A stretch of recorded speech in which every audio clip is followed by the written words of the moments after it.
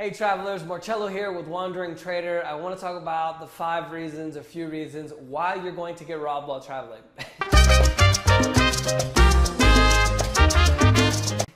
The first one is obviously if you stand out. You know, if you're 10 feet tall and you come to Colombia and you have blonde hair, you're going to stand out. If you're white and you go to Africa, sorry, but you're going to stand out. So one of the things you can do to minimize that is do your homework. There's a great site called Wandering Trader where you can get some resources about traveling. Shameless plug. So try not to stand out, try to integrate yourself with the locals a little bit, dress like they dress, and you should be okay. The second one is being too flashy. Anywhere around the world, flashing your camera, flashing your money around, flashing your Armani boxers, whatever. Make sure you're not too flashy. Anytime that you're going to take a picture, put the phone back in your pocket. If you're going to have money, have maybe money in two pockets, where you have a little bit in one pocket to pay for something, and then your dollar bills in the other pocket.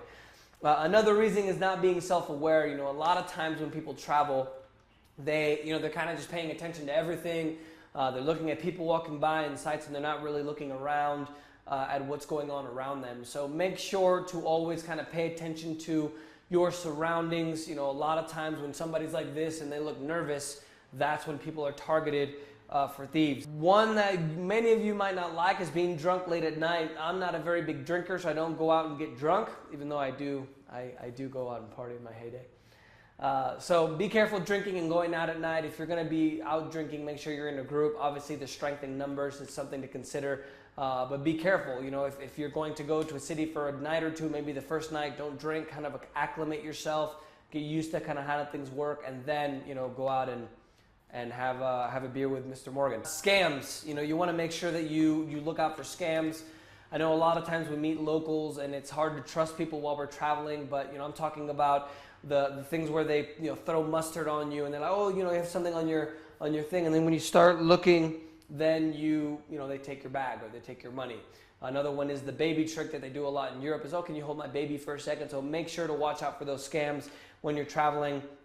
And the last thing that I think is the most important is if you look nervous, you're going to be targeted, right? Because if you're nervous and you don't know where you're going, that fight or flight response, always try to remain calm and cool. Even if you don't know where you're going, walk with conviction, sit down somewhere, and then kind of think about what you're doing. So those are some of the reasons why you might get robbed while you're traveling. Take it from an experienced traveler. Been traveling for about 6 years now, over 80 countries. I haven't been robbed yet, but I have been kidnapped and shot at. So much better to just kind of get kidnapped rather than just robbed, right? But it wasn't my fault, but I'll tell you guys the story some other time. But those are a few of the things that can do to help. So let us know if you guys have any questions. Leave a comment or question below here on YouTube. And as always, you can always contact me through wanderingtrader.com. Talk to you soon, guys. Ciao. I travel a little bit differently than most people because I rent apartments whenever I travel. Furnished apartments. I have to have reliable internet to be able to day trade, since I day trade for a living and teach others how to do it. So I want to give you